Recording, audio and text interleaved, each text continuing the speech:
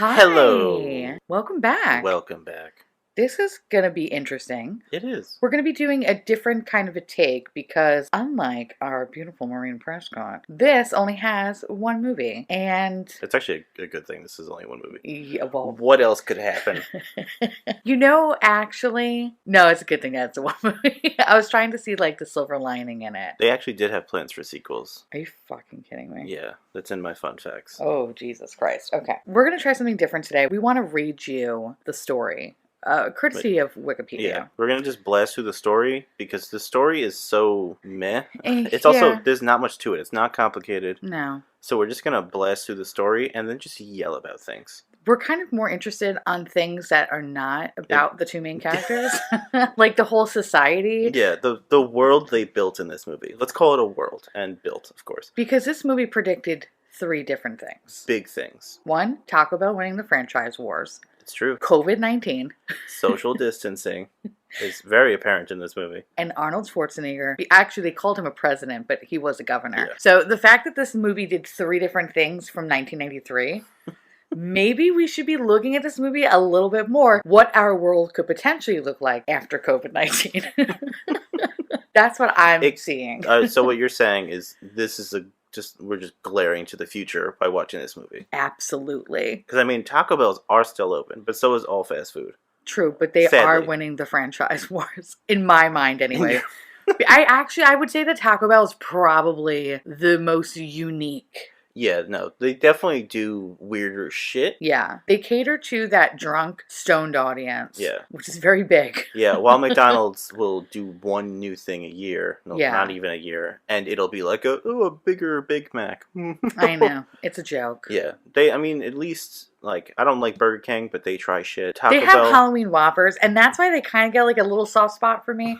But Burger King's disgusting. it's not good. It's not good. I just really don't like it. And I remember when we did like, it was like 2 years ago, we did like a blind taste test of burgers, and I knew immediately it was Burger King. Yeah. Because you could taste that like weird fake flame broiled taste. Yeah. Both of you, like, I remember Michael was so like, ooh, about the Wendy's, Yeah. and then he was like, that was my favorite burger. I'm like, yeah, it's fucking Wendy's, Because asshole. Wendy's is great. Because Wendy's is so good. Fuck. McDonald's has the best nuggets. Like, I feel But like it has to be with sweet and sour. Well, yeah, but yes, I agree with that. But I think even plain now, I think they have the best nugget. McDonald's. I think if I had to eat them plain, probably Wendy's. Interesting. I would rather eat McDonald's plain than Wendy's. Wendy's, I feel like I need a sauce. I feel like I need a sauce with McDonald's. That's funny. Yeah. God, I feel like I just learned or discovered something new I know. about Is this you. us getting divorced? I think so. We just passed our 12-year anniversary, but maybe we should consider seeing other people. I mean, maybe we could find people that sauce the same. Wow. It was nice knowing you during this apocalypse. It was an experience. All right, this isn't the food cast. What is happening? Oh my god. All right. Anyway, point is, we're going to try something a little bit different today. We're going to blast through the story, and then we're going to kind of talk about some of our like more unique scenes that maybe the things we wrote down and we're like, what? Yeah. That I feel like need to be expanded upon. Yeah. Because what is presented to you, I have so many questions, and none of it gets answered ever. Because this is just an action movie, even though there's not that much action. There's only a few big, like, action scenes. I could agree to that. Literally, the name of Demolition Man, there are a lot of explosions, but they're few and far between. Yeah. Compared to like how it could have been. Yeah, it's called Demolition Man, and not only do they title drop 4 times in the movie, they say, "Oh, he's the Demolition Man," and they like look at the camera in a freeze frame, like, "Heh." It's weird. The movie was supposed to be like cheesy kind of deal, like that was on purpose. It was. Oh, it was. Yeah, they were aware of the cheesiness. Thank God. Okay, I thought someone was walking in there being like, "I'm pissing excellence." This is literally dripping out of my balls. That's how good it is. Wow. Gonna impregnate 7 models because I made this masterpiece. My seed needs to live on. That's what I assumed the director was screaming. I'm sure they did. But now that you're telling me that they all knew it was a joke. Actually, was this a comic book? I have no fucking clue. Nick, if you can answer, say it now. If not, you are wrong and cotton's still great. Bye. We're going to do that in every episode now, aren't we? Oh, I'm shouting Nick out every time. Every time. Nick Everyone's going to be like, who the fuck is Nick? And we're like, yeah. Yeah, exactly. I don't think this was, no, I don't think so. Good. It was just an American science fiction film, and it was directed by Marco Brambilla, or Brambilla, I guess. However it tickles you, I guess you could pronounce it. He actually made another movie, but it was a segment of a movie. So I guess this is really his only That's the film. end of his list. Yeah. Yeah. It says a lot, actually, and it kind of about makes sense, actually. You know what? The budget for this was 45 to 77 million. It's somewhere in that ballpark. That's a huge range. But the box office was 159.1, so it doubled its money. It made money, but people were just kind of like, meh. Oh, some aspects of the film allude to a dystopian novel, Brave New World, by Aldous Huxley. Oh, there was also... when I was looking through the... Is that why her name is Huxley? That's actually, that's a connection. Yeah. There was also, when I was doing my IMDb dig for all the stupid trivia, apparently this was like stolen from a book. Oh, this whole concept. Yeah. Interesting. And the person that wrote the book knew about it. Yeah. And was like, yeah, it's my book, but I don't have money to fight against Hollywood. I wonder if it's this I think he's okay with it because they did just a shit job. Wow. So then I wonder if it's this one, Aldous Huxley. It could be. It's a possibility. Did it say in the IMDb who it was? Yeah, it said the person's name, but it wasn't Huxley. It wasn't that easy to remember. So not the same person, but István Nemir, I'm probably butchering that, but he was a Hungarian science fiction writer. That was the one that you're talking about. It was based on his novel, Fight of the Dead. Yeah. Haltag Harka is what it's actually called. That's interesting. Huh, okay. Yep, Hollywood stole it. Well, so someone sold it to Hollywood. Honestly, though, that could have just been also pure coincidence as well. We don't know.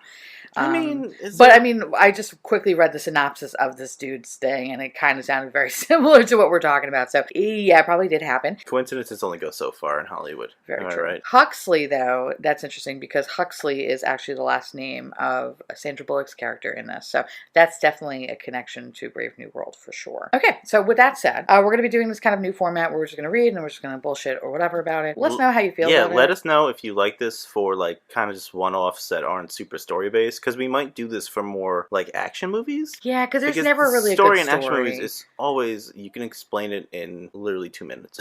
Right, and to like kind of drag it out in an hour podcast, kind of, or more than an hour. It's a little nuts. But I think if it's a series, I'd rather we'll keep it how storyboard it because, we want to talk more about the characters and the like scenes and some of the developments and all the other shit that happens. See, I like that portion. This, because it's a one-off, it's like, I feel like we can get kind of bogged down in the weeds. And we actually did record this once, and then it didn't really go so well because almost about 2 hours in, and we were like just talking about all the things that we want to talk about today because we talked about them at great length. Yeah, we did. And then we kind of got confused with ourselves. We were like, what part of the story are we missing? And then we're like, oh, this is great. Okay. And the story that doesn't exist. We were like, worried about fuck, all right. we want to also make this very enjoyable to listen to as well. Yeah, so easy to listen to. Yeah. So if you, for some reason, have never watched this movie and are still listening to this, you can kind of almost know what's going on. Exactly. But also remember, the entire time, a lot of this shit doesn't make sense and is mentioned once, and then they never talk about it again. Absolutely. So it's like a lot every of action movie. Exactly. It's a lot of that. Without further ado, let's talk about the movie. Oh my god, I thought you'd never ask. You never said welcome back to Dead and Bored. Sorry, that was our cold open. Cold open. Welcome back. I'm dead. And I'm bored. Yeah. What is that? Yeah. Yeah. Yeah. Sorry, guys. This is the podcast where we talk about movies poorly. Yes. Poorly. That's our tagline. All caps. In 1996, career criminal Simon Phoenix kidnaps a number of hostages and takes refuge with his gang in an abandoned building. LAPD Sergeant John Spartan uses a thermal scan of the building, finding no trace of the hostages. He leads an unauthorized assault to capture Phoenix. Phoenix sets off a series of explosives that demolish the building, and the hostages' corpses are found in the rubble. Phoenix claims Spartan knew about the hostages and attacked anyway. Both men are incarcerated in the city's new California Cryo Penitentiary, where they are cryogenically frozen and exposed to subliminal rehabilitation techniques. In 2032, Phoenix is thawed for a parole hearing, and he escapes after uttering a secret password without knowing exactly how he had gained such knowledge. Lieutenant Lenina Huxley has Spartan thawed to help stop Phoenix. She explains to Spartan that San Angeles, a metropolis that combines former Los Angeles, San Diego, and Santa Barbara, is a peaceful utopia, and the police are no longer equipped to deal with violent crime. Spartan finds finds the new future depressing and oppressive. Human behavior is tightly controlled, physical contact and swearing are illegal, and anything else deemed bad is also banned, including drugs, cigarettes, and intoxication. Likewise, others on the police force find Spartan's behavior brutish and uncivilized. Spartan anticipates that Phoenix will attempt to secure firearms. He and Huxley head to a museum and find Phoenix already there. Phoenix escapes armed to the teeth and encounters Dr. Raymond Cocteau, the evangelist pseudo-pacifist who has been running San Angeles since the Great Earthquake of 2010. To his confusion, Phoenix finds that he is unable to shoot Cocteau, who reveals that he had orchestrated Phoenix's escape all along. As a safety measure, Cocteau implanted a command that prevents Phoenix from harming him. Cocteau wants Phoenix to assassinate Edgar Friendly, the leader of a resistance group called the Scraps that rebels against his faction. Spartan and Huxley witness this exchange on security cameras and review the cryo prison records. To their shock, they find that Phoenix's rehabilitation program has been replaced with combat training programs and the information necessary for his escape. Spartan meets with the Scraps in time to ward off an attack by Phoenix and other criminals who have been thawed out of the cryosleep to help assassinate Friendly. Phoenix taunts Spartan, gloating that he, Phoenix, has killed the 1996 hostages before setting off the bomb, and Spartan has therefore spent 36 years in prison for no reason. Phoenix escapes. Spartan arms himself with the help from the Scraps. Can I have a gun? Can I have another gun? That's a good one. That's exactly what happens. Why does he do that? Can I have a gun? Can I have another gun? Why isn't he just like, can I have two guns? We're jumping ahead. We have one more. Too much work. End of the movie. Sorry. Phoenix returns to Dr. Cocteau with his men and has one of them kill Cocteau. They return to cryo prison and begin to thaw out more convicts. Spartan enters the prison alone to fight Phoenix, despite Huxley's insistence that she should accompany him, heavily damaging the facility in the process. He uses the cryogenic chemical to freeze and kill Phoenix. He kicks his head off. He does. Spartan escapes the prison as it explodes. The police fear that the loss of Cocteau and the cryo prison will end society as they know it, but Spartan suggests that they and the Scraps should work together to combine the best aspects of order and personal freedom. Then he kisses Huxley, and the two go off together. Wow, that's the story. I don't know why it was. For me, it was more of a Price is Right. It was like, and a little bit of Bailey Sarian when she does her little sha. So never mind. Anyway, I've never seen. Only makeup people. I've never seen the Bailey. She's great. I've heard everyone likes her. Yeah, she's good. She's a good time. As you can see, the story is a very one-note story. It's a classic action movie. You know, two people get frozen in time. They both wake up. One obviously is way more powerful than the other one. So the things that really interested me in this movie was let's talk about the cryogenic prison. We have to.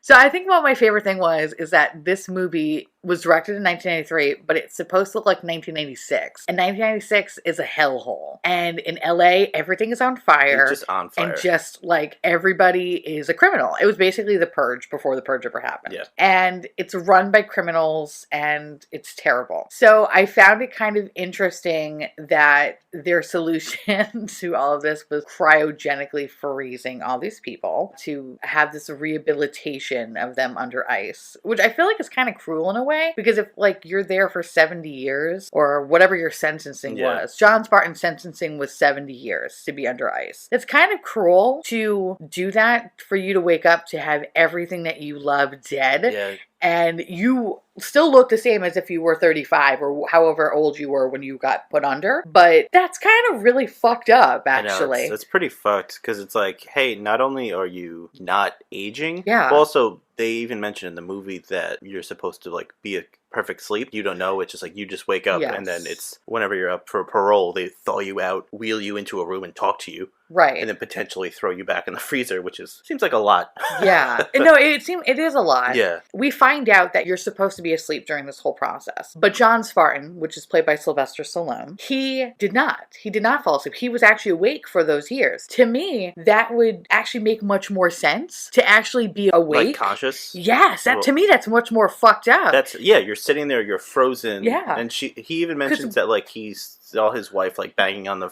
to a frozen popsicle of a husband. Like, the wife was, like, banging on the ice or something. They don't show it, but they allude to it or whatever. So you're just there, like, you're like, oh, shit. So he just sat there and was frozen, and then that's it. To me, it would make way more sense to have them awake than to have them asleep. Because if they were asleep, then they basically got to kill at least 75 fucking people. Nobody gives a shit. And then they just, like, wake up. You were put to sleep the whole time. But also, that seems inefficient only because, like, they're not aging. It's like, yeah, you're rehabilitating them through, like, fucking with their brain, but how do you know they're still not going to be, like, a psychopath? That's a good question. Well, I think the rehabilitation, I think they were supposed to remove negative stuff, like habits, and then replace it with... Well, yeah, because he said something like, you find out that Sylvester Stallone's rehabilitation program, because since he was under, was he loved knitting. I guess his career at that point, when he was going to get thawed out, was supposed to be like of a seamstress, or I guess, or a tailor. I guess a tailor. He said seamstress, but it would be a tailor. So I find it interesting that when he would get anxious or angry, he would just immediately go and he was like, I just wanted to like knit something. So I think, yes, they were taking out the negative parts by putting in something like really docile, like you're going to be fucking knitting the rest of your life. But while he did have the urge to knit and all that shit, he still was able to just shoot things, property damage and all that shit. Which makes me wonder... Was it because he didn't finish? That's what I think. I think because he wasn't under completely for the 70 years and he only got like half the time, that maybe he wasn't fully ready. Fully complete. Yeah. So he was kind of like... So they added the new ones and didn't get to replace everything? Correct. That's still... Holy shit, that seems like a lot. Yeah, I know. Like, it kind of makes sense, aspects of it, but to me it would have made much more sense had they been allowing somebody shot into space. Allowing somebody to stay awake throughout the whole process, because to me that's torture. Even more fucked up, because this is what you did, like this is the, whatever the cause, like whatever the situation that you did, like whether you kill somebody or whatever, you're gonna stay awake now for fucking 70 years.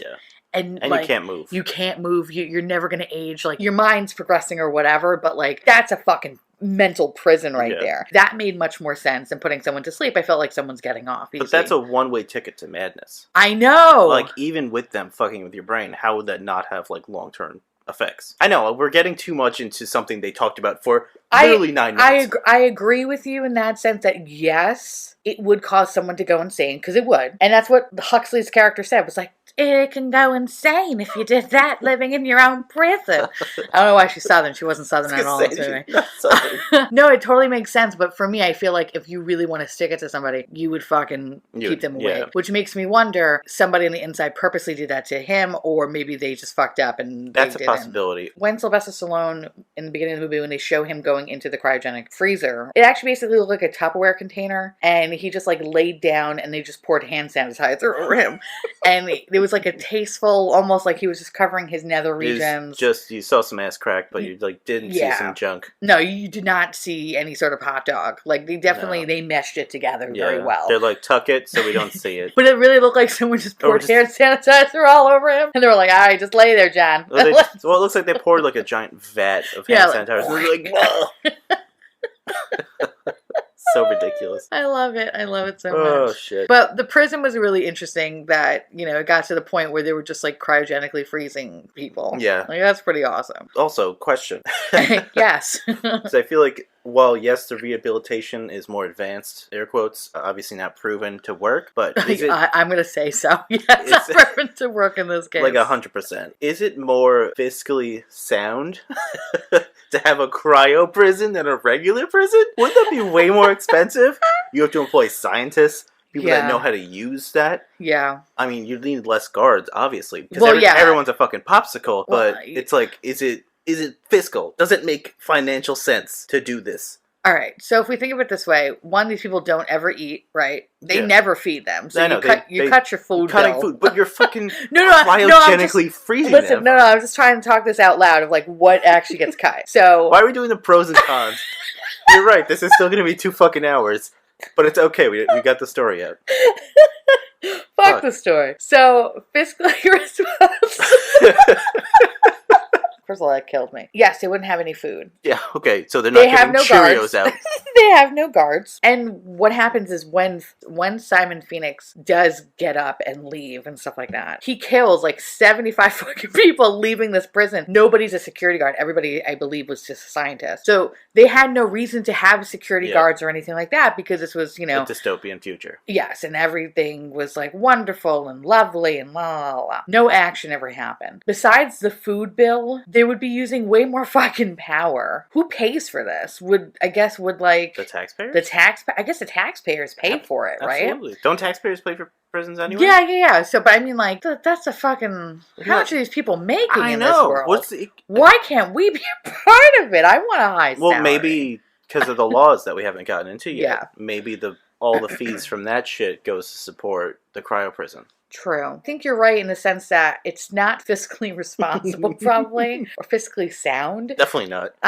To run this, because this is probably way more expensive than an actual prison. Because even though you're cutting out food and security guards would be obviously lower paid than a scientist would. So you're basically running like a fucking $1 billion empire in this fucking cryogenic prison that I don't know how often people get cycled out. Is this only meant for really hardened criminals that have done really horrible shit? Also, in 2010, there was a great earthquake that happened. How did that not get destroyed? Yeah, that's what I'm also thinking, because they make references to... the great big earthquake of 2010. Yeah, they make references to current, like, criminals. Yeah. Like, doesn't he, like, Dahmer or whatever? Yeah, Jeffrey Dahmer's in there, which makes me wonder what happened to the rest of the fucking world. There's that. Like, does the rest of the world even still exist? Right. I mean, I think Jeffrey Dahmer's dead, I think, right? Is this like a Wayward Pines deal, where it's, like, just a town and literally nothing else? I mean, Sorry to spoil. I know, right? I think I read the books, they're really good. Yeah, not the TV shows. Don't watch the Fox show. It's so bad. The books are actually really fucking good. 3 books are actually really good. Well, I was thinking that too, because I was like, oh, you know what? Actually, if there is no one else, like, they don't reference any other cities or anything like that. And San Angeles is actually 3 cities combined. Yeah, I know. What happened in New York? Like, is there a New York, or is it like a New York, like a New Jersey, Connecticut thing, or whatever? Like, I don't know. New Jeticut? Guys, I'm living in New Jeticut. Coming at you, New Jeticut. But, there's a lot of interesting things because they don't reference anything else. We're expanding way too much in this movie that talks about things for 3.5 minutes. That's why I'm saying that we had to get through the story first, because there's no way. I feel a weight off my shoulders that I don't have to talk about Edgar Fredley. Which we'll get to in a second. From this cryogenic prison, you learn a little bit more about the other main characters that are in this movie, and the other main character being Lenina Huxley, who is Sandra Bullock's character. She has very pencil-thin eyebrows in this. You said that every scene she was in. Because it looked like she purposely fucking waxed her eyebrows off and then just took a pencil. And I think that's what 90s eyebrows were. I was going to say, that was definitely a fashion statement at that time. It was definitely 90s eyebrows. Thank God she, let them happen. Let them happen. Some things should just fucking never come back. You find out that she is, I believe, is she just a police officer, or was she a detective? No, she's a lieutenant. She had her own office, so she was definitely important. Yeah, I know. We literally just said it. We read it. You heard it. We forgot because we're obviously super important. She works for the police. She's a police officer. She's just very much obsessed with the 21st century, and she's obsessed with trying to find some sort of action in this town because everything is so nice and light and just no problems. She's fucking bored. Yeah. And so she's just looking for like the next big thing to happen so that she can just like, what the hell is she saying? Not kick some ass. Forgot what the fuck she says. Well, in the beginning, she actually says graffiti brutal. Graffiti is so bad that she was like, oh brutal. Oh, yeah. She gets frothy when something happens. Yeah. She gets frothy. Yeah. Wow. Yeah. Wow. Yeah. Wow. Yeah. Okay. Ew. Hey, I didn't write the character. Ew. But no, it's true. Like, she is just waiting for something to happen. What I thought was really interesting about her character is that she was obsessed with making everything that she owned look like a horrible TGI Fridays. Oh my God, when they go to her apartment, oh God, it's Planet Hollywood diarrhea. It really was. Like everything, like a jukebox, like an alligator with funny sunglasses. They're just like, hey, it's like a restaurant street with signs, goofy shit on the walls, but no restaurant restaurant. It's just an apartment. I know. I love how she's like, yeah, it took me a long time to like fucking pay for these things. Yeah. Like, It's like, wow, with worth it, right? credits. I know. The currency in this is credits. So there's no dollars or nothing, and you can pay for that through your hand. So it's kind of actually another thing that it's kind of interesting that we can do now. I mean, we pay by our phone. What's to say that we're not going to be able to pay by our hand soon? Honestly, it's like you never know because they just put a chip in their hand and then everything's through that. Right. So we have like a chip in our our credit cards, but now it's just like chip in the hand, which is very interesting. And now you can use your credit cards with your phone. It's just kind of really creepy that if you think about this a little bit more about like this movie, how it's just kind of too real in a weird way. Like, yeah, we don't pay for things like with our physical hand, but we have like we hold things in our hand to pay. Like kind of like we hold things in our hand. Sorry. I just broke her. She's done. A question about the cryo prison. Mm-hmm. Why would you keep the old criminals there so long? Like, why would you sustain them? What's the point? What do you get out of it? My only reasoning is the one reason Dr. Kato used it was to have him murder people that stand against him. Yeah. So anytime someone would come against Doctor, he would then change the rehabilitation. Basically, then deploy these people. Exactly. Or redeploy these people. Make them a monster. And then have them kill any sort of like resistance or rebellion or anything that will come against Dr. Kato in his new world. Do you think that this has happened more than once? That's exactly. I'm going to say no. Well, I don't know. It's hard to tell because they made it seem like the last thing that has happened, I think, was 19 years ago. Yeah. Okay, so maybe something did happen 19 years from that point. Maybe it was the beginning of him trying to change everying. Into his whole new order. Because 2010, that was like the great big earthquake. That was the earthquake, yeah. And then this was 2032. So this is over 20 years ago. So, I mean, it wouldn't surprise me if that was like the first time he actually tried using it. Or this is the first time he tried to do it. So, I mean, it didn't go so well. Exactly. I think it's kind of like a little bit of both. I guess what's also interesting too is that Dr. Kato, he built this cryogenic prison, right? And he basically made the model of the city for these people. Yeah. And basically, it is the carousel of progress. It is a great big beautiful tomorrow. Shining at the end of every day. Since cryogenic prisons existed in 1996, did he do that? Yeah, was that him the whole time? Was that him? That was the other question too I had. It's just like, oh, is that him? Is he the person that actually made this prison possible back in 1996? Possibly. Maybe he had the whole frozen popsicle prison and the rehabilitation to go into the future, but then this whole thing happened and then everything changed and he's like, oh, this is mine now. It's my world. It makes me really wonder because everyone sees him as like the president and he's like the big guy in charge. Right. So they don't reference any sort of government or anything else. They only reference him and they pretty much just follow whatever he says. So it's again kind of really showing like how big is this world really? Like, it doesn't seem to be very big. And to your point of like, well, why keep all these people? Maybe he You could unload the prison at least. Shoot someone to space. Make a day out of it, you know? Well, I think he probably had two images to uphold. One, the idea of being able to take these people, take all the bad shit out of them. Fix them so that they can actually be citizens of society and i.e. probably go to work and make him money or some shit like that. Well, then wouldn't you do that? Wouldn't you, like, under the table steal some regular people that aren't fucking murderers so it's easier to fix their brain and just be like, oh, look, it works. That's the person what I'm used saying. to be a murderer, you know, what they tell you. Yeah. And then now they're fucking absolute help in society. Well, I think that's kind of like a big point of it, too, is I think he wants to have like a really good track record as well. It's like politics. You need to... Yeah.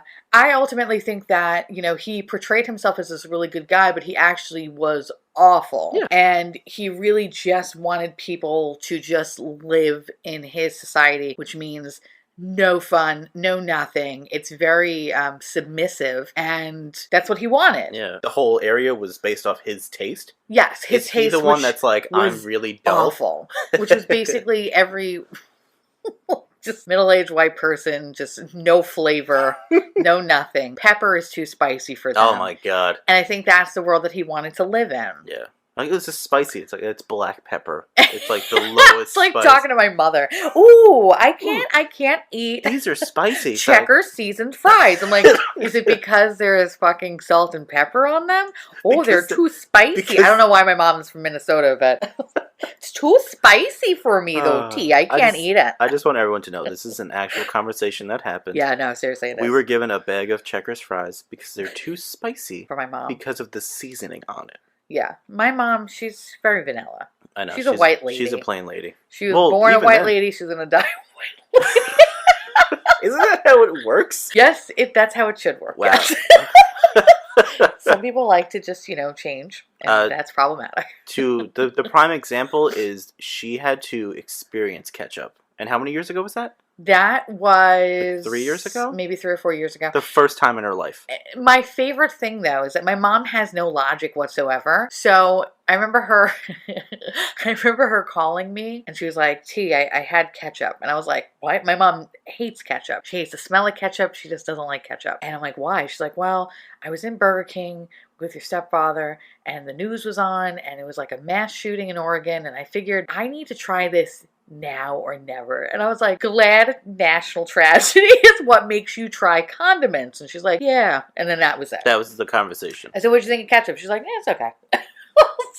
Like, all right, Mom, thank you. She is a special lady. I love her to pieces, but she is very set in her ways, like Dr. Kato. Except, Wow. she's not, she's not murdering people or anything like that. That we know of. We don't know what she does at work. That's true, too. We don't know what she does at work. Dun, dun, dun, dun. Moral of the story is cryo prison. Cryo prison. Are they good or bad? I'm going to say, yeah, no, I don't like them. It's definitely for political gain. Political gain and just evil masterminds. Well, the fact that he's using it just to kill any sort of resistance. Well, yeah, I mean, that's the one thing, is that he does not... It's for his own gain. Yeah, and that's where you kind of meet the next character that we'll talk about, which is Edgar Friendly, played by Dennis Leary. Dennis Leary, if you don't know him, is an American comedian, and he was very, very big in the 90s, 80s and 90s. He was also in Rescue Me. He was in a couple of, FX shows. Yeah, he did some random, TV shows, too. He, transitioned over from, comedian to actor, and, I don't know what else he does now. I don't know what he does now. He's basically like your crazy Irish uncle who gets too drunk and then just starts yelling about, when I was a kid, he's like one of those people. Yeah, he's literally that guy. I tried watching his stand-up now, and it's just like, God, he just yells. Yeah. He just wears a black leather coat, sweats profusely, smokes about 2 packs of cigarettes, and just drinks fucking, whiskey straight up, and he's just like, just yelling like a crotchety old man. Apparently he had a lot of joke-stealing accusations. Oh, that he stole jokes? Yeah. Huh. That became a big thing. So is that why he fell off the face of the earth? I think so. Ooh. Yeah. That was a big thing. Because I remember seeing a lot of people that were like, oh shit, I started comedy because of him. Oops. Oh shit. What? I wonder what jokes he stole. I don't know. Nick, can you tell us? Maybe I feel like I don't know if he knows. Nick, well now you know. Find out and tell us next time you call us angry about something. Next time you call us. P.S. Nick is my oldest brother. Yeah. Let's give everyone else the information. After he listened to the Scream 3 podcast, he immediately called me and started yelling about stuff. Not yelling, but he was like, you guys are fucking idiots. Like that kind of shit. And I loved it. Yeah, because he actually liked Scream 3. And he had some good reasons. He made some points. Yeah, he did. Still think he's wrong. No, honestly, really, when you look back, Roman was a better killer than Mickey and Mama Loomis. Yeah. He did everything by himself. He was a better killer. Well, yeah, he worked by himself. Yeah. He was substantially better. Yes, it's just, unfortunately, it's a shitty movie that he was in. Was it better than 2, though? After watching all of them. I have a soft spot for 2 because of just because 2 is terrible. But yeah, but the story is just so much more funnier to me. That's the other thing is I like it for a different reason, 2 is really not a good movie. No, 2 is not a good movie. 3 is also not an enjoyable movie. But 2 sitting through that twice, number 3, was pretty rough. But 2 is genuinely a terrible movie. Yes, and I think that's why I like it more, because it's a bad movie, but it's an enjoyable bad movie. Well, number 3, it's not as enjoyable to watch. Yeah, it's got some more cheese to it. There was more jokes in it that I laughed at. That obviously were not funny jokes, because it was actually writing it, because they wanted to make a good movie. But I just think number 2 I liked a little bit more than number 3. They're both equally terrible, though. They're both garbage. Yeah, number 1's great. I like number 4. 4 was fun. 4 until Emma Roberts. At the end. Fucking Oh my god, she is the worst. Ruined everything. But yeah, anyway. So Nick literally called me right after he listened to it. It was before we even dropped episode 4. So I can't wait to hear what he has to think about that. Yeah. But just so you know, we're going to mention Nick in literally every episode. Because Nick's a huge movie buff. Yeah. We used to always talk about movies, but now he has, like, you know, kids and a family and stuff like that. So we decided to go the family route. Yeah. We decided to go the podcast route. So we used to always talk about movies, go to the movies together, all of us. And, you know, when we talk about movies, we're always talking to Nick about movies. No, it's true. So now he actually listens, for some reason, to this podcast. I don't know how he can sit through it. Just like any of you. But we love you. Absolutely. Thank you. We have an estimated over 400 listeners already. That's great. Which Thank is you guys. amazing. And I'm sorry. So that's that. It'll get better one day. I'm hoping, because every podcast is a little rough for a while. So maybe like a year or 2, it'll be better. Yeah, if you want to stick with us for about a year to 2. I'm sorry. 1, we will come personally to your house and high five. High five. Yes. A hug and high five. Crisp. You know, once COVID-19's over. Of course. Crisp high five. Until then, we'll just do some faraway, distant waves. Yeah, which they kind of do in this movie. Which they do in the movie. So I know I mentioned 3 things in the top of the episode. 1 about Taco Bell and COVID-19 and Arnold Schwarzenegger. So let's get rid of Arnold Schwarzenegger because that's a very quick one. Yeah, that one we don't really have to talk about. Everyone knows he was the governor of Cali. He was the governor of Cali, but they actually, isn't this like the second action movie I could think of? There's definitely a few that reference There's another him. one that also references that he was the governor or something, or president or whatever. Nicholas. But for this one, though, Huxley, Sandra Bullock, mentions that in the 21st century that Arnold Schwarzenegger was the president. So he won a couple of terms in the office or whatever. And Sylvester Stallone's like, Schwarzenegger, really? I don't know why he sounds like my Italian uncle, but, you know. So I thought that was kind of interesting. Because I was like, oh my God, that actually happened. Now, the fun one to talk about, obviously, is the Taco Bell Wars. Oh my God. So apparently there was a period in time that there was a franchise war. Which is, now. Which is now, technically. And the one that won was Taco Bell. So every restaurant in San Angeles. Every restaurant is a Taco Bell. Now, what's interesting to that is that, which we'll talk a little bit more about this kind of this utopian world or whatever. I'm going to call it dystopia. Yeah, it is a dystopia, but it's supposed to be utopia. This utopian world is that one of the things that they banned is spicy food. So I find it hilarious. And red meat. Yes, meat everyone's a vegetarian. So it's like, what are you eating at Taco Bell? Oh, just cheese sauce? It's black bean burritos. high calorie items, like fatty items. So it's like, well, I mean, also, you look at the platter they're given. It's like 6 chips. 6 chips with toppings on it, arranged very nice. Taco Bell actually was a very fancy restaurant, though. It was like more like the Taco Bell cantinas, which we've never been to. Oh, which we want to go to. We want to go to because trust me, like I want to be able to eat. And then we're going to do a full podcast about the Taco Bell cantina experience. I want to eat like a fucking lukewarm, crunchy, soggy taco. And then drink some alcohol at the same time. Obviously. I want a Baja Blast cocktail. Oh, that sounds delicious. So I thought was really fascinating is that Taco Bell won the franchise wars. In a way, Taco Bell actually has won the franchise wars because they are innovative. No, I know it's funny. It's fun. I know. I can't believe I'm saying this either. But they're innovative. They always come out with some new shit that does really, really well. And they also keep it at a point where they have such short-term, like, limited items that people are like, oh, God, I can't wait for it to come back. Unlike other fucking franchises, I feel like. Yeah. They really lean into the fact that, like, you go there fucked up to eat. Yeah, well, but they also make some really, actually decent things. The weird shit they make on the menu. It's pretty fucking good. Yeah. The naked chicken chalupa. Where the chicken was the taco and they just... It was delicious. so stupid, but it was so good. Their fries are actually fantastic. Their breakfast is really fucking good. I am like advocate for Taco Bell. Back when I could eat the eggs, I can assure you the steak breakfast crunch wrap is fucking fantastic. Delicious. The hash browns are the best fast food hash browns. Oh yeah, McDonald's, get the fuck out of here. You're too greasy. McDonald's hurts my soggy stomach mess. when I eat it. But Taco Bell crispy, I can't eat. Delicious. I don't know why. Like I like that Taco Bell. You know what you're getting. Like you know what you're getting. Do you know what you're getting though? No, you do. You know what you're getting. You know that it's gonna be like not great, but like not amazing either. But it actually winds up always exceeding your expectations because you're like, oh, this actually was pretty good. Yeah. I feel like it's actually a rather good price point, I think, as well. It does have a good price point. Compared to other places that are really fucking expensive. I know. Getting what I want at McDonald's is like usually $25.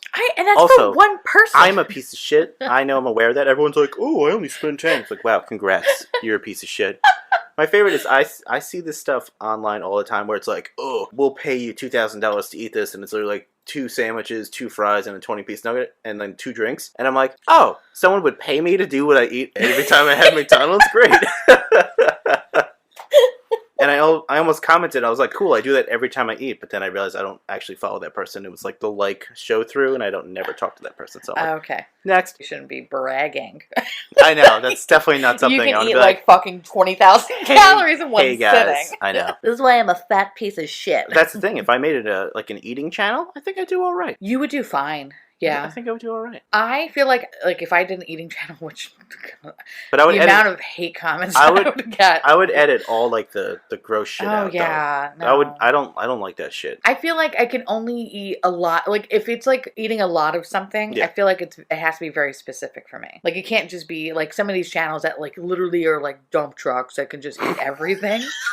Like I couldn't do that. In more ways than one. Seriously, fucking dump trucks. Yeah. For me, it's just like I could eat a lot of like gyoza, like stupid shit that you're like, how often are places really running gyoza thing? You know, like I can eat a lot of string cheese. But when it comes to ice cream, I can literally eat like not even a scoop. I'm like, oh, my stomach hurts. A scoop is the perfect amount, honestly. You know, salt and straw. So, salt and straw, I could fucking that's the only ice cream that's like impervious. So I'm like, I could like literally eat a whole gallon. Well, we'd only get a scoop. Yeah, but I'm just saying like normal ice cream or something like that, or you know, like breakfast, I could eat a lot of like eggs and shit. Yeah, it's like weird things. Like, but if you asked me to eat like a whole box of pasta, I couldn't do that. But I could absolutely. But you could. So it just, I feel like I'm just a weird one. Have. Really? Yeah. Whole pound of pasta? Yeah. Oh, all right. This is not. I didn't feel great, but I did it. I think you're gonna be like, I don't really feel great about this conversation right now, but no, I don't give a shit. Wow, okay. You know, you learn something new about your husband every day. What are you talking about? You know I love pasta. No, I do know. And I didn't know you ate pasta through for a dinner? fucking box of pasta in one Absolutely. sitting. All right. Was it just pasta? No, it was meat sauce. Oh. So it was even heavier. I was about to say, it's fucking heavy. Yeah. All right. But it's like, I'd eat that and then I'd be good for a day. Makes sense. Yeah, no, reasonable. Yeah. If you were like, oh. Later I'm feeling snacky. If you were like, this is a mere appetizer, then I'd be like, nah, all right. The main course is on the way. What was the point in all of this? You started talking about Taco Bell. That's what this tirade okay. turned into. So what you're really saying through all this, Taco Bell is a superior fast food. Yes. Great. I say that. Yeah, I agree. I'd say Taco Bell's my favorite. Taco Bell's fucking great. And I used to never like Taco Bell until I started dating you. And now I'm like, I love Taco Bell. I corrupted you so hard. No, but I'm okay with it though. You know, I mean, I do have a soft spot though for like, I love McDonald's. And, you know, like we don't get to eat it very often or anything like that. No, but we also don't want to because a lot of time it's not good. No, the one by us where we now live is terrible. Yeah. So, I mean, it would have been actually really funny in this movie if it was like Boston Market. That would have been surprising. But actually, in foreign markets, they don't know Taco Bell. So they edited in Pizza Hut, Sweden or something like that. So really, Pizza Hut actually is the... They actually just edited over the logos. It was Pizza Hut. They just dubbed it Pizza Hut. Yeah. Not Taco Bell. Wow. Pizza Hut. What was that? Was that Jean-Claude Van Damme? That was. Pizza Hut. Oh my god. So actually, in theory, then, Pizza Hut is really the one that is technically the world. To be real, Pizza Hut, non-Pizza Hut Express is fucking good. Pizza Hut is amazing. It's good pizza. Like it's Papa really Keith, good. Papa Keith knows what's up. Oh yeah, Papa Keith from Try Guys. Try Guys. We watched a video with him in it, and then we were like, we need to go get some Pizza let's Hut. try some Pizza Hut. And it killed it. You know what's actually kind of really funny? Anytime we would get fast food pizza, which we don't necessarily do because we know what good pizza tastes like, we would have to get Domino's because Domino's is the only one that delivers. I'm not getting Papa John's because fuck that shit. I always had this fond memories of Pizza Hut. And I don't know if it was because I was a kid and it was like the book club where you used to go in with the big button and they would give you personal pan pizza because you read like 6 books or something. A book or some shit. Give you a little star. Like I remember that. I remember the cheesy red plastic cups. As an adult, I remember being hungover going to the Pizza Hut buffet, which was fantastic. That we definitely did in our first few years of dating. Fucking love that. Yep. especially after fucking drinking all night. Like, that is the best place to go to. Yeah, let's eat 6 pizzas afterwards.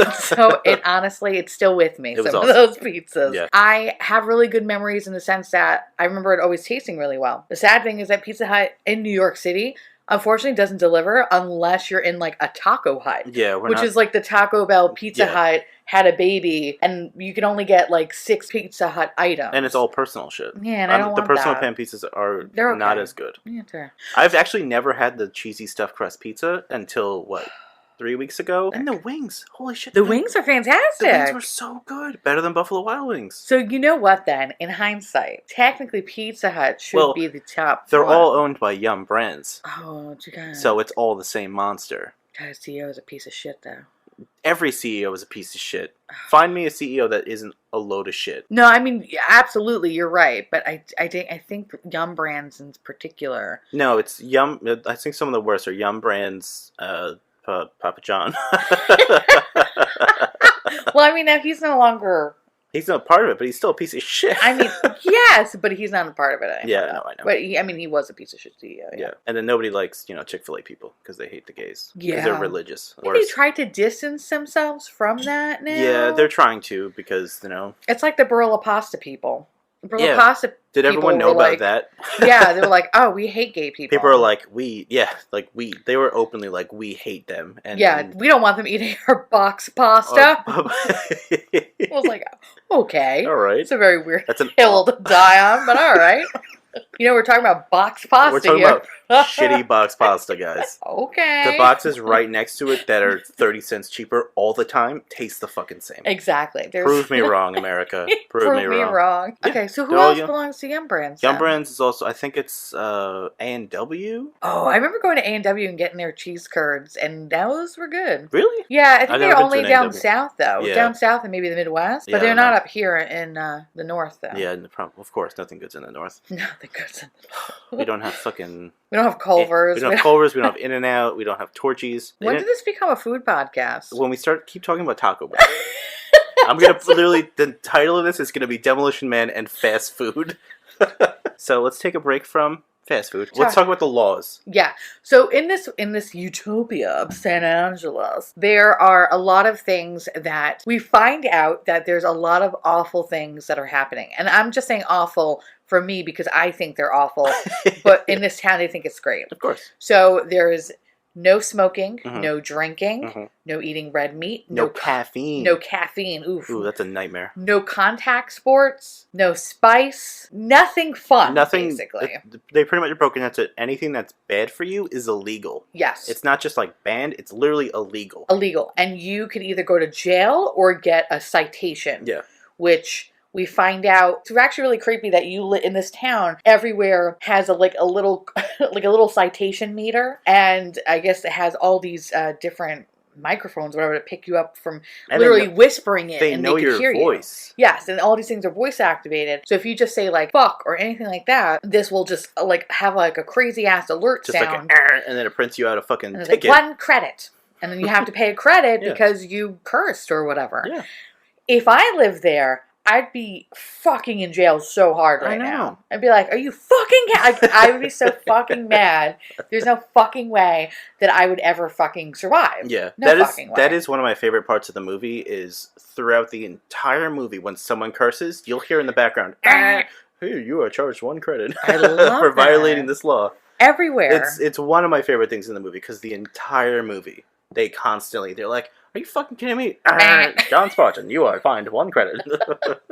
It's actually pretty fucking cool, though. Like, I mean, just in that sense that it was so fast and how, it was accurate. It didn't mess up and pick up. They would be outside and it would be like, You just hear a faint like, John Spartan. I was like, oh wow, this is fucking terrible right now. Yeah, it was great. I really was sad that everything that I love you couldn't do. I know, no coffee. Except contact sports I could care less about. Oh my god, we do contact sports. But it just showed like you really didn't do you can't do anything in this fucking town. Now, like, what do you do for fun? Nothing. You can't do for anything. VR sex, apparently. Gross. Well, that's the other thing too. So they also banned any sort of fluid transfer. So there was no sex. Yeah. unless you had to do it through VR. So you couldn't kiss anybody, you couldn't hold hands with anybody. All human contact was out. So I know I like joked or whatever, alluded in the beginning that it was like COVID-19, but it's kind of a little bit like what the world could look like if we never have any human interaction anymore. Yeah, it would be a terrible world. They would. I loved how they waved though. They would get really close to each other and then do like a double wave, like a wax on, wax from off. Like inches away, and you just kind of wave your hand. We're literally both doing it. Be well.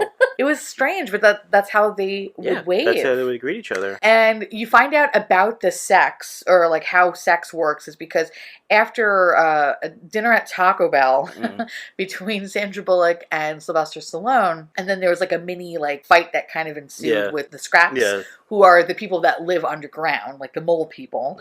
They're not mole people. They kind of dress like mole people. No, they were just dirty. They didn't have a washing machine down there. Anyway, so after that, Sandra Bullock's character, Lenina Huxley, was like, John Spartan, I would like to get into some intercourse with you, basically, in a very proper way. Yeah. And he was like, oh, okay, sure. Like, so hunka chunka. You're the same age as my daughter, so let's do this. That's the other thing I actually do kind of want to point out, too, not to, like, steer clear of this sex shit, because we're going to fucking talk about that. Exactly. But he was married, and he had one kid. He had a daughter. Yeah.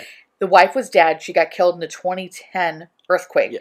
But they alluded to the fact that his daughter was still living. Yeah. And he didn't want to meet her because she'd think he's a monster. A barbarian. It's like, I'm a barbarian. So there's like a little known thing, or like kind of like a weird debate online. Yeah.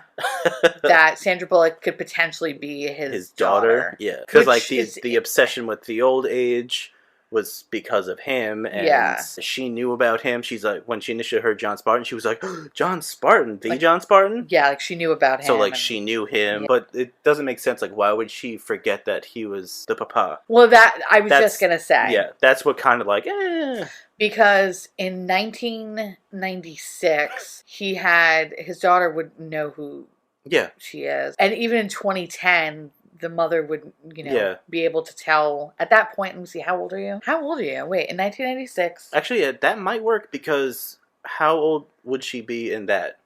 Like at 96 when he goes to jail. So even, let's say she's even a baby in 96. Let's say she's 1 year old. Because if she was a baby, the mom died in the earthquake, thinking that John Spartan killed all those people. She never got to find out. She died knowing that he was a bad guy. Right, murder. So maybe because of that, she never told her about him. Right. But there was still some like weird link to him somehow. So wait, she's like 30-something years old.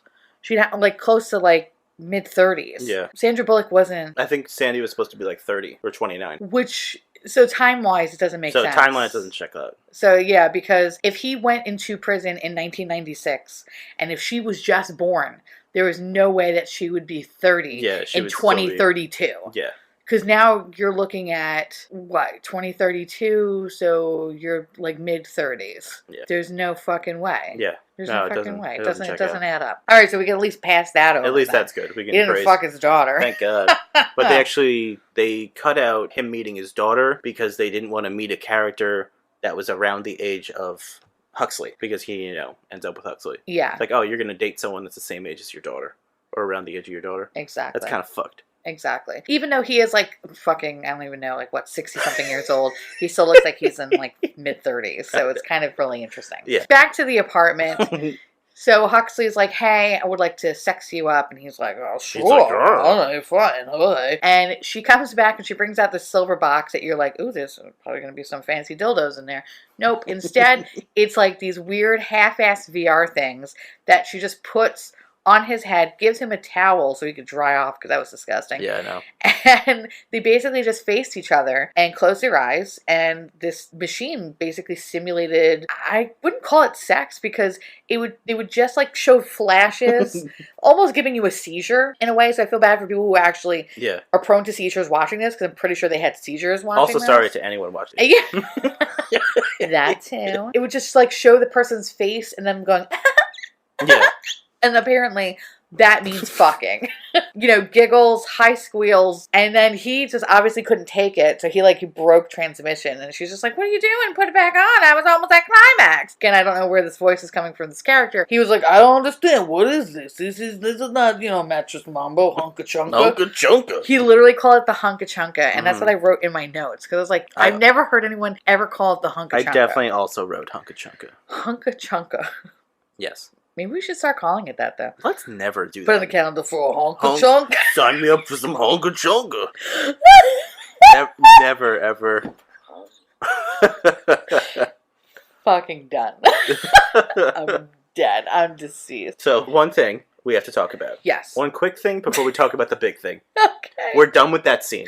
Well, hold on. Let me just say, is that he doesn't understand why they can't, fuck. Sex. Really just, put it in. Why can't we sex? And she's just like, first, I forgot the names of these diseases. It was just, they were all 3 letters. Yeah, they're all, S5, SC7, 5Z2. It was just all these weird things. But kind of alluding to the fact that there was a lot of, these diseases that happened because of, human fluids or some sort of transfer, and it was killing off people. So their solution to that is to social distancing in a way that they couldn't allow any sort of human fluid transfer. No touching. And so he was like, well, what about pregnancy? How are we going to have kids? And she was like, well, we'd have to sign for a license. We'd have to apply for a license and everything's artificial. Yeah, and then they would have to go into the lab and then take out any sort of impurities, meaning I guess if there was a gene in your family that was prone for Down syndrome or something like that, they would be able to take those things out, basically genetically modifying your children to be, God only knows what else or who, because Dr. Copto also, I think, ran that too. Yes. He ran everything. Yeah. So he basically was able to make people into fucking popsicle sticks, but then also make a superior race of children. Yeah. Ultimately kind of it being a little Nazi-ish in a weird way. Dr. Kato is probably a Nazi Probably not. Probably was a Walt Disney. Allegedly. Allegedly. We still love Disney. We do. That's not going to stop us. Disney World. That's not going to stop us. But it kind of makes sense with the Great Big Beautiful Tomorrow. Yes. Same. Yeah. It wow, is. That checks out. It is. Mm-hmm. Shining at the end of every day. Anyway, go ahead. Sorry. Oh, fuck. Okay, so one thing I want to talk about before the other thing. When someone murders someone, it's a code 187. Yes. MDK, murder, death, kill. So... So why is it? Why is it the same thing 3 times in a row? Yeah. Great question. Okay. Because it could just be a murder or a death. Kill or, what it's always been. A murder. Just the murder, death, kill is so... And they say it so many times, they're like, a murder, death, kill? Holy ass balls. Well, I feel like if it was a death could be different, only in the sense of you found somebody that has expired or something like that. Kato mentions, or you even hear someone say, there hasn't been a murder, death, kill since however many years ago. 19 years ago or something like that. Something like that. So, okay, so the people that do die are of natural causes. Yes. Allegedly.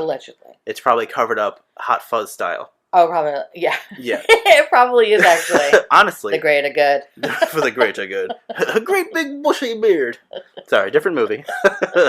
Great movie, by the way. So, honestly, it could be covered up. It could be.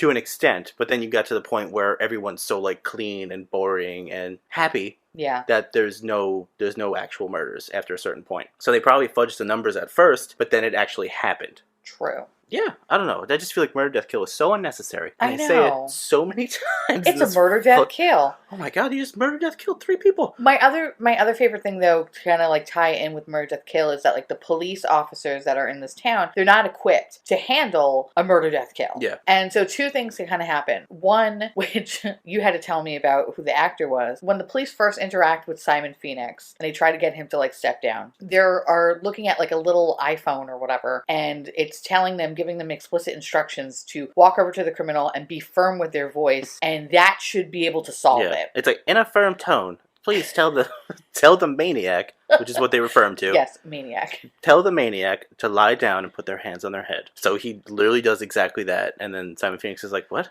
Yeah, he was just like, what the fuck is this? And then he's like, it didn't work. He's like, so what do I do?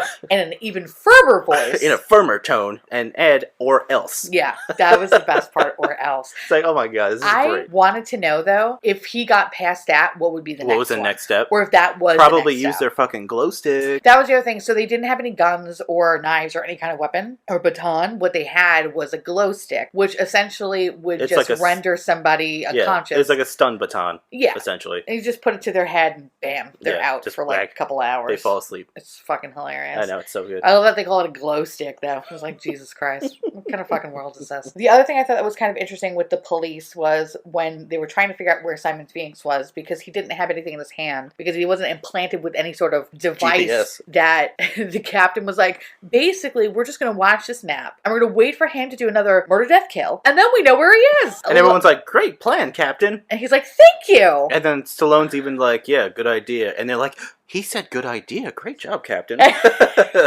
it was like so fucking sarcastic. And he was like, yeah, I got this. Yeah, he's like, I'm basically just going to wait for a bunch of other people to die, and I'm not going to help them. Then we're going to send the police to him. It's like, wow. The biggest point in the movie that I want to talk about. Yes. The 3 seashells. Okay. You find out about the 3 seashells actually very early on in the movie when John Spartan wakes up out of his slumber, out of his icy slumber. And has to take a wicked dumper. Yeah, which totally makes sense.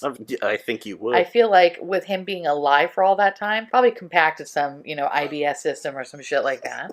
Some frozen popsicle poops. And I love how he is in the police station and then goes up to Huxley's character and is like, there's no toilet paper. Toilet paper?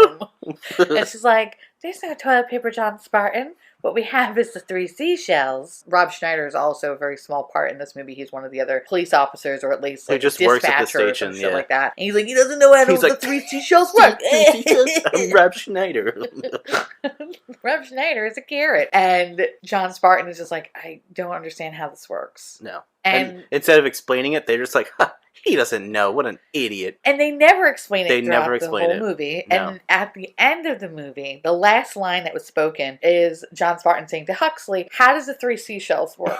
And then the credits roll. Yeah, which kind of goes to show that he hasn't taken a proper shit in days. Well, he walks up to one of the swear machines. Yeah. And curses a few times and gets him. He's like, "This for your toilet paper." Yeah, and he wiped his ass with some citations. Yeah. Which was pretty great. There's no way that's cleaning up all of it. No, definitely, those were hard papers, paper. too. It was That's not definitely working. giving you a fucking paper cut in your asshole. Stallone actually said in an interview, apparently someone asked him, how do you actually use the 3 seashells? And he said, the way you're supposed to do it is you use 2 of them like chopsticks to get the chunks out, and then you use, Ew. I know, it's disgusting, and then you use the third one to just kind of scrape the rest. First of all, Which, I mean, sounds way worse than using the citations and I getting would a paper cut. happily use the citations. Oh my God. I would rather crumpled up paper or my own fucking hand. Or get a bidet. How does the Yeah. future not have bidets, bro? Honestly, it's probably banned because it shoots water up your Up your hooch. ass. Yeah, up your hooch. It doesn't just blast it up your butthole. It shoots it at an angle, and then you just paper it down. You're good. just paper it down. I don't know why that just killed me, I don't but know. it fucking did. Okay, so also apparently one of the people working on the movie was like, I need to do something future-y for the bathroom. So he kept trying to think of something that would just be confusing like that. And he actually asked another writer friend, hey, what can I do with a bathroom that's like futuristic? And the friend was like, I have seashells in my bathroom. And he's like, all right, I'll work with that. Yeah, that's And just that's so how simple. he came up with the 3 seashells. Oh my God. Yeah. I think the point was to mention the 3 seashells, Yeah. joke about it, and then never explain it. And that they was did a really totally good on purpose. job of No, they doing did. that. I think about it and like now, like it, I mean, how hard are these seashells? They're seashells. They're not like rubber. Yeah, They're legit. I feel like your asshole would Perfectly- be so like your asshole would be made up of scar tissue at a certain point. Yeah, I don't think your butthole would like No, get resistant or callous to that. It's just God. it's just you're just scraping your asshole. Especially if you're eating Taco Bell. Oh, I know. Well, I mean, honestly, though, I feel like vegetarian shits can be sometimes the more difficult of shits. Yeah, you don't have like cheese to open the door.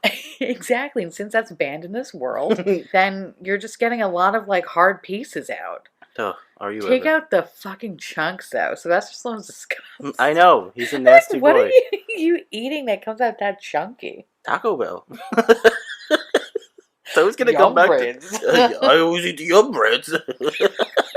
Destroyed. Oh, fuck. So the other thing I want to mention too, getting off of the three seashells, is that the world underneath the utopia, which is considered the dystopia for the utopians, I guess. And that is where Edgar Friendly, Dennis Leary, is running his shit down there. Even though he says that he's no leader, he chooses to be a leader. He's not the leader, but he's like, I do stuff and people follow. Yeah, he's like, sometimes they are Why is it alive. Stallone?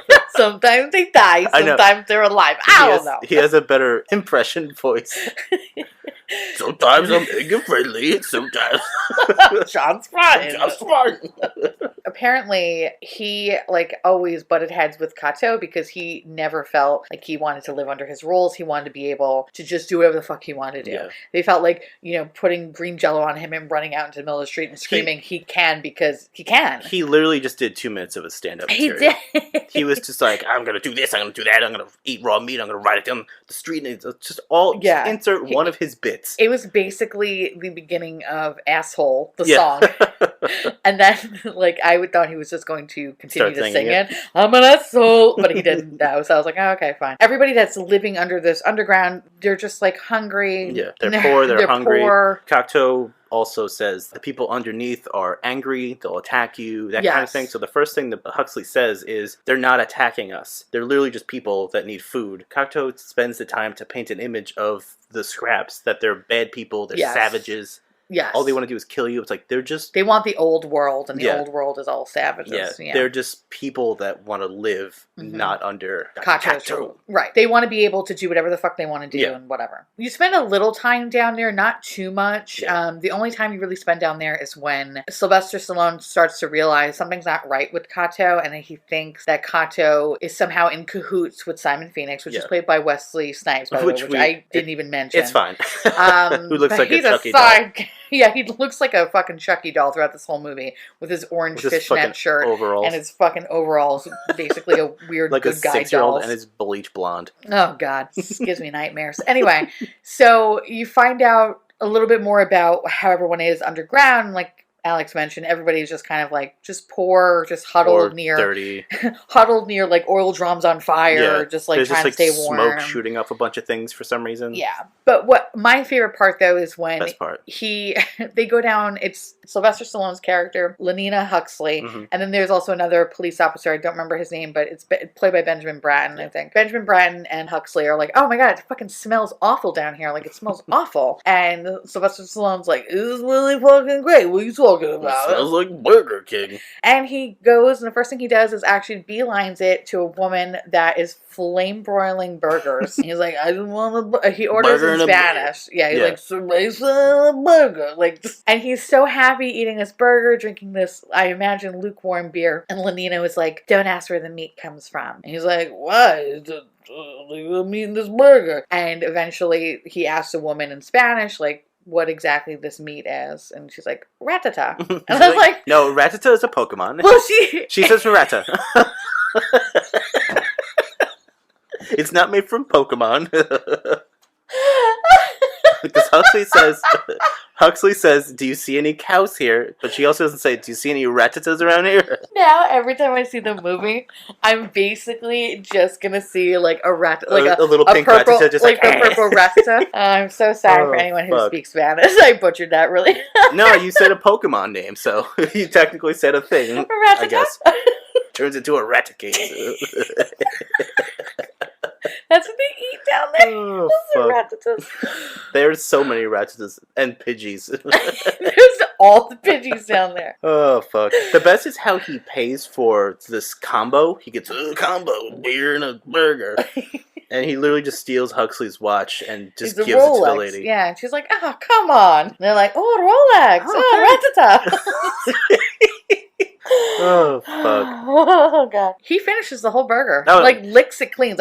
Right when she's like, it's rat, and he's like, rat burger, this is a rat burger. He's like, okay, and he keeps eating it. And then the next cut, which is immediately, it's him jamming the rest of it in his mouth. He loved it. So it's great. He loved it's quality. every second of it. Quality ratatouille. That's the only kind of time you really spend down there, and then there's like a fight that kind of breaks out between Simon Phoenix and all his people and then whatever. They like immediately go back to the surface. Yeah, and then they continue to fight like above ground. It's a car chase. And then ultimately ends up in the cryo prison where John Spartan just destroys everything. He freezes him. So I'm guessing everything in that prison gets destroyed. I imagine everybody, all the people die, all the prisoners, and all the meat popsicles. I'm a meat popsicle. He freezes Phoenix with the cryo shit and then fucking kicks his head off. Which is kind of amazing how he kicks his head off. He kicks his head off and it just rolls. First, it doesn't like crack all the way, and then eventually it cracks. Yeah. So I was like, all right. I was like, okay. Appropriate. Very Easter. I love it. Are there any other things you want to talk about really quick? Oh, one little thing. Yeah. The museum. Oh, God. Which has a few good fun moments. So the gun museum has two things I want to talk about. It was like a museum of war. Right? Yeah. Their war museum. So they have all these guns on display because they're no longer in use at all. Yeah. No, they're gone. So one thing is the font that they use in... Oh my God, yeah. The font that they use for the museum is the same as Diablo, which I was immediately like, that's a Diablo font, because I'd recognize those O's anywhere. And Teresa was just like, who cares? And I was like, you know what? Let me have my moment of nobody cares. You dumb bitch. I was like, nah, And two, my favorite scene from that is when Phoenix is just kicking the glass to get to the fucking guns. Oh God. Yeah. And like the worker there walks up to him and he's like, hey there, fella. And he's like smiling. What's your boggle? But I guess means like, what's your problem? Yeah. He's like, oh, what boggles you today, my good sir? But he smiles, though. He's just fucking smiling. Which is actually creepier. He walked up while he was kicking the glass. Yeah. And he's like, how much do you weigh? And then immediately he just throws him through the glass. And he takes all the guns. Takes a duffel bag of guns, which is apparently armed to the teeth. I know. Well, the other thing too, I was, thinking about that scene, and I was just curious of like how these people handle emotionally disturbed people, and I think they just freeze them. I don't know. Like they just go up to people with a smile. All right, present day New York. You see somebody kicking some glass, you fucking cross the street and walk the other way. You get the fuck out of there because you know nothing good is going to happen. You either turn around and walk fast, or you cross the street and don't look. Exactly. You pretend that person doesn't fucking exist. That's the only way you survive. You're just like, oh, this road's closed. I'm going to go around. So I just think it's really funny that people just go up to you and are like, hey, what's your boggle? What's going on, pal? I see you're kicking stuff. What ails you, my friend? So I'm just curious, like, do they have a protocol and like how they deal with, I'm assuming not. Like maybe they just stick them with a glow stick or they call the police and then eventually put them in the cryogenic prison so that they can just chill become out. A fucking meat popsicle. And then ultimately taking out whatever behavior they have and then replacing it with something very docile. Helpful for society, potentially. Like, you're going to be a farmer. Like, I don't know. You're going to farm Taco Bell. This is what was kind of strange is that when he was kind of being like just very weird and belligerent in the museum, there was a lot of people that were just like shielding their children and kind of like walking away or running away from him. So the fact that it was kind of strange that this guy came up to him and was like, hey, what's your boggle, buddy? Like, what's going on? It was kind of weird. I don't know. It was strange. Also, how everybody dressed was very interesting. Nobody had traditional clothes. Everybody was like in a sheet, and it was supposed to be, I guess, like, influenced by like Japanese culture. Very submissive, it's very like roby, zen, flowy. Yeah, some of them look like actual like Japanese robes. Yes, but some of them were just like a fucking bed sheet, weird fucking blankets. Yeah, which I was like, okay, that's kind of strange. Yeah, and a lot of their shoes too was the traditional shoes that I just honestly, you said shoes last time, and I was like, I never looked at people's shoes in this movie.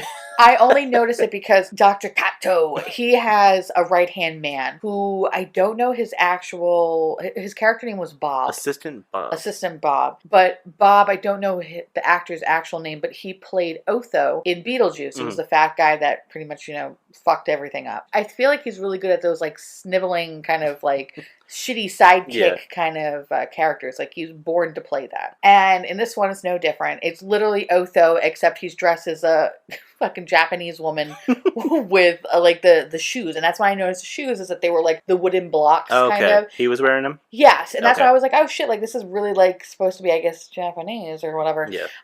So it's kind of interesting that they adopted this kind of lifestyle. It all checks out. You have a Nazi sympathizer. Yes. running a cult vegan world who is a weeaboo who loves Japanese culture. I was just gonna say, like, I feel like he's fetishizing like Japanese culture he's a in a fucking weird weeaboo. way. Everything checks out. He is a weeaboo. He's a fucking weeb. Honestly, I looked at Alex at one point and I said, "This is what it would be like if vegans around the world." We know some vegans that are like obviously not like this or whatever. And it's like it's a joke, like it's a joke. But it was funny. God damn, like this would be like if vegans around the world. This is terrifying. That's what happens when you give one white guy all the power. Ugh, fucking white people. I can't. It was just like really, really strange. Yeah. That he fetishizing all this shit and just... It's actually a really fucked up movie the more you think about it. Absolutely. The more you deep dive into the dumb details, you're like, you're okay. What the fuck? Like, this guy is so crazy. It's a bad movie, but there's some interesting points. But it's still fun. It's... Oh, no. It's a great movie. It's like a fun popcorn movie. Yeah. Like, you're not really going to get much out of it. No, you're definitely not. The story is non-existent, which is why we blew through it in 3 minutes in the beginning. Yeah. So when we initially did it, like, when we were talking about the story and stuff, like, we spent a lot of times on, like, the topics that we talked about because they were just far more interesting. They're just way more fun than the actual story, because the story is like, all right. It's like a cat and mouse game of like, it's always like the police guy trying to get like the bad guy and just many, many years spanning him. Oh, it's like that. It's the same story that you hear all the time in a lot of action movies, but the world around them is so fucking interesting. It's so much more interesting and they spend so little detail. And so now we have to like draw our own fucking conclusions. And that's what I love about it. Oh, we did all right. Oh my God. It's so fucked up. Now when we watch this again, I'm going to be like, this is even stranger. I know. And then we'll be like, update episode. We thought about it for a little more time. Realize how fucked up it is. That's pretty much it that I have. One of my last notes was Assistant Bob helped Dr. Kato do this horrible plan and essentially try to murder these people that were starving in the sub-basement. Yeah. And he gets off scot-free. Well, that's the thing, is that once Dr. Kato is murdered, he then sees an opportunity to, like a rat, like trying to leave a sinking ship. Trying to survive. And he's just like, oh, hey, by the way, Simon Phoenix, you obviously totally help you. Need an assistant, and I could be your bitch. And he was like, all right, cool, whatever, come on, girl. And they fucking went into the cryogenic prison, and he was actually helping him get out all these other people. So you find out that Jeffrey Dahmer was there. And so I guess it was like specific high-profiled, horrible people were in these cryogenic prisons, and they were just thawing them out. I think they were thawing 80 people out. Yeah, it was like 80 more people to... Which I was like, how many people are actually in this thing? So I was like, it's very selective. Well, I mean, they only had the one set piece, so they obviously only showed that one room. Yeah. But it was like a whole wing of this building. True. It was like this whole fucking freezer with all the obstacles in it. Very, very true. He was with him, and then... He escapes. Like, Simon's gonna kill him. Yes. He escapes, and he's like, meh, bigger fish to fry. Exactly. So, but at the end, after Spartan blows up the fucking cryo facility... Oh, yeah, this is actually a very good point to leave off. He's outside, and he's like, hey, does anyone need an assistant? Well, like, that motherfucker should be jailed. Well, here's what happens, though. So once the prison is, like, completely destroyed or whatever, he's outside, he's talking to the police captain, who's like, oh my God, Dr. Kato, like, led us here. What are we gonna do now? And then the Scraps, which is Dennis Leary and his gang, come up and they're like, well, we could do whatever we want. We could, like, fuck this town up now. Like, whatever. Dr. Kato is no more. John Spartan's like, you guys need a healthy balance of both. You need blood and some meat, and you put it together and you get a sandwich. You get a sandwich, and then you eat the sandwich. And then when you're done with that sandwich, you make another sandwich, and then you have a sandwich day. Essentially, that's what he says to them. No, 100%. Especially Bob the sandwich part. Then comes up to Edgar Friendly and was like, oh, Mr. Friendly, I think you definitely need an assistant. And then it kind of ends with Dennis Leary saying, yeah, you could be my assistant, but let's talk about your hair first. Yeah. Because the joke was that he had like black hair, but like this little patch of like platinum blonde was in the middle. It's supposed to be very fucking futuristic, I guess. And I was like, he was the only one that had hair like that. Everybody else did not have hair like that. That was a choice that he made. The movie leaves off where they're now going to, I guess, bring the best of both worlds. Yes, they're going to combine the worlds to and make a new world, be a normal world, not like this weird dystopian fucking garbage future. Right, not the Carousel of Progress, but also not the streets of New York. Somewhere in the middle, Detroit. Oh, God. Yeah. We should do that one. Oh, of course. So, yes, that's pretty much how it ends. That's the movie. Before the credits roll up, John Spartan kisses Huxley. Lenina Huxley, and she's just like, oh, and she's just ready to be implanted Oh, my God. with his seed because he is ready to supermoon all up in her. In and around. He's going to blow up a baby in her for sure. 100%. All the babies. And that's how it ends. That's the ending of the movie. Do you recommend this movie? I do. It's fun. It's a fun movie. Like it's shitty, like, but it's fun to watch. You have to go in like it's a fucking Stallone movie. You have to go in with expectations. No expectations. You're not gonna learn anything. No. But if you just think about all the dumb shit that happens, you're like, oh, that was fun. It was a stupid movie. Yeah. There's only a few big action set pieces, so it's like you spend a lot of time in the world, and they blow up most of it. Yeah. But it's pretty fun. Demolition Man. I know. Which they say 4 times in this fucking movie. He's just Demolition Man. They say he's the Demolition Man. He's just talking to himself in the mirror. I'm a Demolition Man. Honestly, I'm not. If the whole day now, I'm just going to just look at you and go, Demolition Man. Ratata, Demolition Man. I love Ratatouille and I'm a Demolition Man. This movie reminds me of my childhood. I love that. Taco Bell? It reminds me of Taco Bell and Ratatas and all that stuff. No, I mean, I definitely feel like this movie reminds me of the shitty action movies that happened in the 90s that were so fucking good and perfect. And I love this movie for that very reason, is that it's nostalgic for me. Is it a good movie? No. But is it a fun movie to like eat some popcorn to and make fun of with your friends? Absolutely. And that's what I would recommend that this movie is. It's like, it's just a good, like, cheesy, you make fun of it. It's a good time. It's a dumb old You don't action learn movie. anything from it, but it's just fun to watch. Yeah. So that's kind of where we stand. So I recommend it to you. Yeah. So now we're going to drop some fun facts. Fun facts. Fun facts. Demolition facts. Did you notice Snipes sometimes kind of looked like awkward when he punched and kicked? Yes. It's because he's actually an accomplished black belt. And his kicks were too fast for the fucking camera. So he had to slow down. So sometimes when he would attack, he would look really awkward. Yeah. It was literally because of that. He had to slow himself down so the stupid camera could get it. Wow. Yeah. Wow. I know. Isn't that fucking hilarious? That's interesting. Sandy Bullock's costume in Taco Bell was made of actual stones and weighed 40 pounds. It looked heavy. And at the end of the scene when she was running out, her arms were to her side. Because the dress was ripping. That's fucking hilarious. Oh my god. Yeah, she had like this crazy Bob Mackie stone dress on. It was weird. But yet, ironically, something I feel like that someone would actually wear. Oh, absolutely. So it fit in that world, and weird enough, it would fit in this world too. Yeah. Pretty stupid. Agreed. Stallone wanted Simon Phoenix to be played by Jackie Chan. No. He declined, obviously. Because he has taste. Yeah. Rumble in the Bronx, anybody? I love that movie. Sandra Bullock replaced Lori Petty after a few days of filming. Whoa. Petty left due to creative differences. So, you know what? Lori Petty is like Tank Girl or whatever. Yeah. Or Kit from fucking League of Their Own. Actually, I love League of Their Own. Let's go more obscure movies. Actually, you know, she would have been interesting. I know. But I feel like Lori Petty's look is more of the scrap people. Yeah. Not necessarily the utopian people. Yeah. I think Sandra Bullock fit up with Utopias. Oh, for sure. I couldn't see a love connect between Lori Petty and... No, weird. That one seems more strange. I wonder, like, what pissed her off, though, to be like... Probably that the movie was stupid. Yeah. The dialogue. Did you listen to what Sandy was saying the entire movie? Yeah. It was a bunch of dumb, like, jokes and... She was just the really cheesy good at shit that. she had to say. Like, I imagine someone would be like, fuck this. You know what's so funny? That, like, her character, though, like, it totally made sense with Sandra Bullock. Because she has, like, that, like... That, like, from next weird, door. peppy... Yeah. Yeah. It makes sense. Lori Petty is more of, like, a scrap person. Yeah, she's more of a scrapper. She's someone that will raid the Taco Bell truck. Yes. Yeah. Like, you want that bitch to be on your side for reading Taco Bell. Absolutely. Yeah, absolutely. Okay. Wesley Snipes hated his blonde hair. Well, I did too.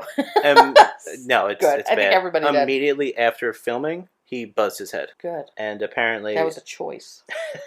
And then Dennis Rodman dyed his hair bleach blonde. Think about that. That is hilarious. Yeah. Dennis Rodman is a... Character. I remember, like, in the 90s, he was like, oh my god, Dennis Rodman, bad boy. Yeah. Fucking tattoos, piercings, and blonde hair, and just... Yeah. I don't know shit about basketball, but I think he was a really good basketball player. Yeah, I think so. That's why he still stayed relevant. Yeah. And he was also just a fucking weirdo. Just a weirdo creep that really loved Demolition Man. Or at least how Snipes looked in it. Oh my god. I think he had He contacts. had a green and a blue eye. Yeah, he had Yeah. different eyes, so it was very weird. But he looked like an oversized Chucky doll. Oh my god, he did. It was It's great. the fucking overalls.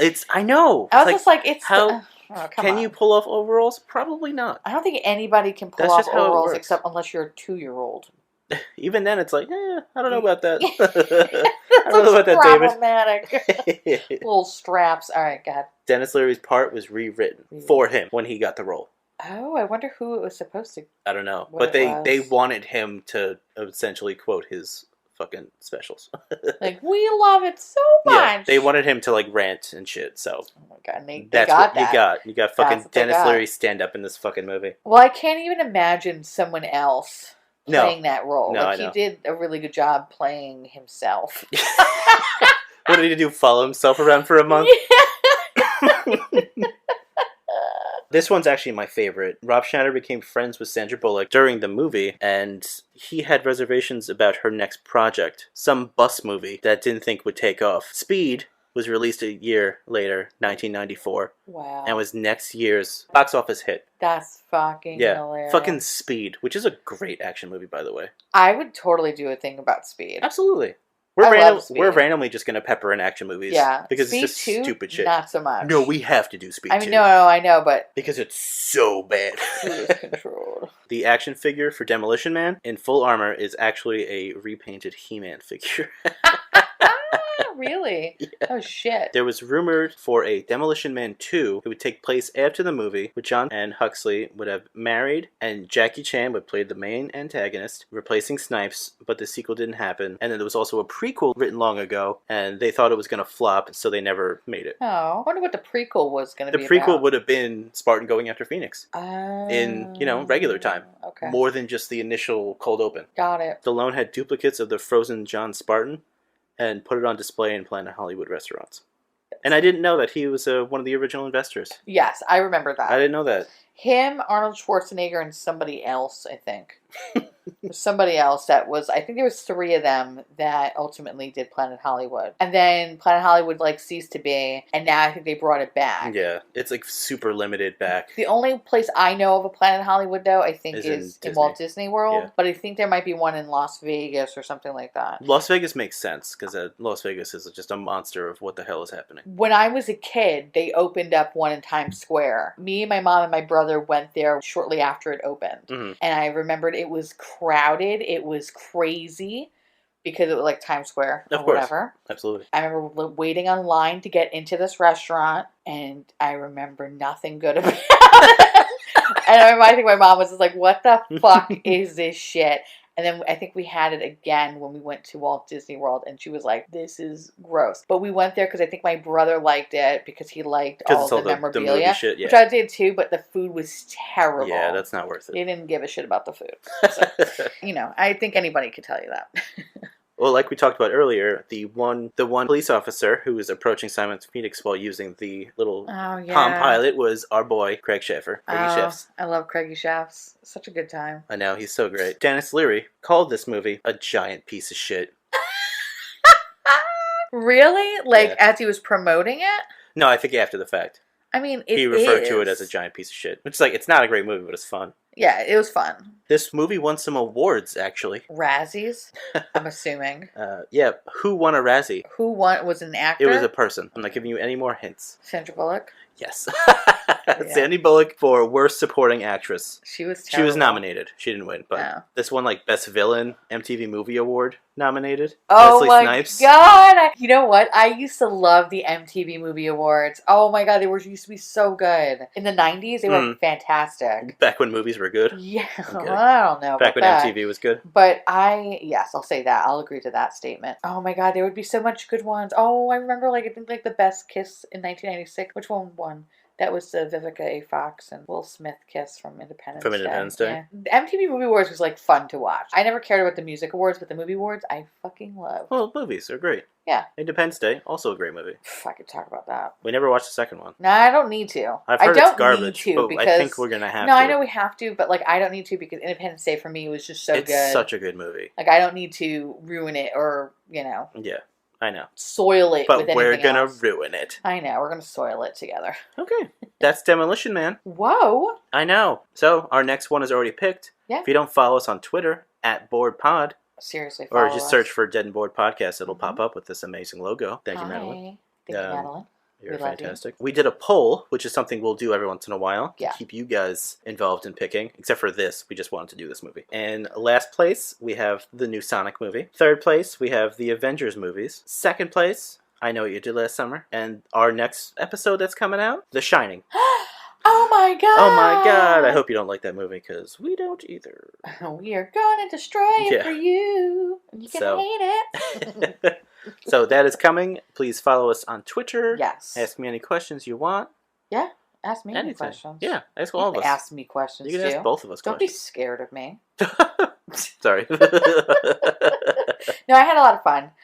This was a good romp. Yes. And like I said, if you see it for free, go check it out. If Yeah. you have to pay for it, don't even think about it. If it's more than $3 for a rental, don't do it. Don't fucking do it. It's a terrible movie. But it's unless you like Stallone movies, then you've probably already seen it. Uncle Chunka. Uncle Chunka. So you guys continue to stay safe, stay happy, stay healthy, or try to be happy. Be anyway. well, everyone. Just be well, everyone. Be well. And if you have any boggle, please tweet at me. I'm sorry. All right, you can hit stop. All right. Love you guys. Bye, guys. Bye. We'll see you soon.